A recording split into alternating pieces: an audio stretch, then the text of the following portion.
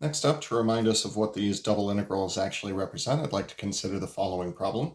Find the volume of the solid enclosed by the surface z equals x squared plus xy squared and the planes x equals 0, x equals 5, and y equals plus or minus 2. Now, first thing I'd like to do is take a quick look at the xy trace of these objects. So we're going to leave out the surface z equals x squared plus xy squared for the time being. Reason is we're just going to try to figure out what this thing looks like within the xy plane.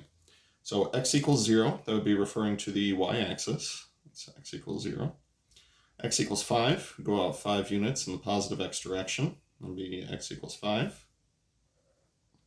And y equals plus or minus 2 would be horizontal lines. One here at positive 2. There's y equals positive 2. And down here at y equals negative 2.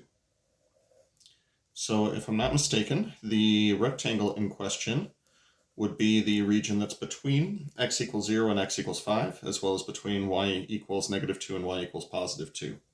So the rectangular region in question is the set of all ordered pairs xy such that x is between 0 and 5, and y is between negative 2 and positive 2. Now the volume that we're after is going to be the double integral over this rectangular region of our function. Rather than calling it z, we'll call it f of xy for the time being, dA. Now, when it comes to setting up the double integral, you actually have control over whether you'd like to integrate first with respect to x or with respect to y. I don't think it's going to make that big a difference on this one, so we'll go with respect to x first, and then with respect to y. So when I copy down my function, I'm going to put it in the order dx dy, with the knowledge that that means I'm going to be integrating first with respect to x, then with respect to y. So evaluating our first iterated integral here, integrating with respect to x, so x is variable, y is constant. And I think the only place that we have y as a constant is as a constant multiple. So integrating with respect to y, x squared, since x is a variable, the integral of x squared is going to be 1/3 x cubed. And again, x is our variable, so y squared would be a constant multiple, and the integral of x would be 1/2 x squared. This is once again going from 0 to 5, and we can plug in those limits of integration. Recopying the integral we've not yet evaluated, we are going to have, so plugging in 0 for x and 5 for x, that'll be 1/3 times 5 cubed plus, reordering this slightly, we'll call that 1/2 y squared times 5 squared minus, once we plug in our 0, we are going to get what is mathematically known as a lot of 0, since both of these terms are going to wind up being 0. And don't forget your dy at the end, even if it is very complicated, to have it all in there. All right, maybe we'll start this one a little more to the left. So still haven't done the integral with respect to y, which is fine. Let's go ahead and simplify these things. 1/3 of 5 cubed would be 125 over 3.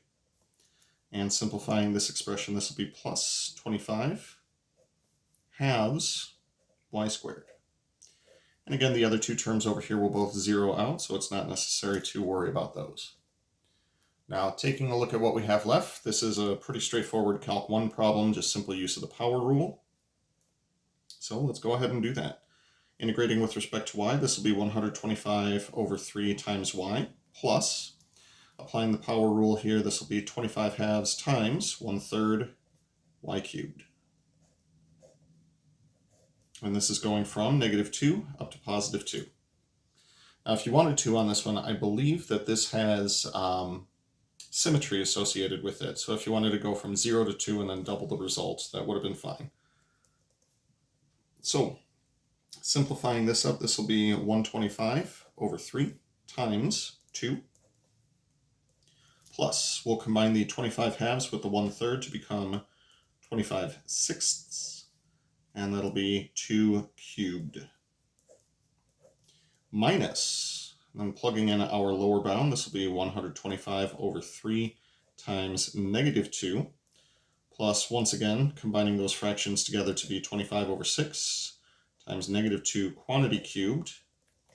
And quite frankly, this looks like a job for the calculator.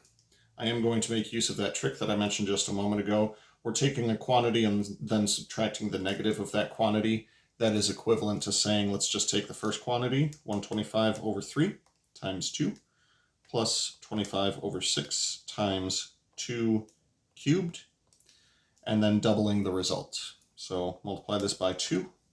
Math, enter, enter, lets us know that that fraction is equal to 700 over 3. Now, of course, if you wanted to do this by hand, there's nothing wrong with that. I'm just not feeling it today. No big deal.